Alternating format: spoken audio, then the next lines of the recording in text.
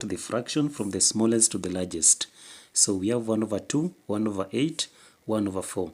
So you can work it out on your part very fast so that now you comment your answers on the comment section. So let's now work it out together. So the first thing that we're going to do, all of this, we are going to introduce what is called a percentage, that is 100%. So multiply each fraction by 100%, that is 1 over 2 multiplied by 100%. So we shall find its answer, that is now 2 here once, 2 into 100, 50. So here now shall get it as 50%. Then now we move to 1 over 8 multiplied by 100%.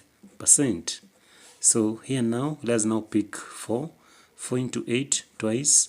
4 goes into 125. So now we shall now have it as 25 over 2. So when you work out 25 over 2, we shall now have the answer as 12.5%. So the next one, that is the final one, is 1 over 4. So now we shall now have 1 over 4 multiplied by 100%. So from here now, 4 here once, 4 goes into 100, it goes there 25 times. So that now, here now, shall now have our answer as 25%. So here now, we have 25%, 12%, and 25%. So which among these numbers is the smallest number? So the smallest number among all of it is 1 over 8. So this one is the first one.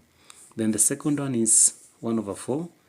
So then the third one is 50%. So that's the third one. So when you want to arrange this fraction from the smallest to the largest, we start with the first one.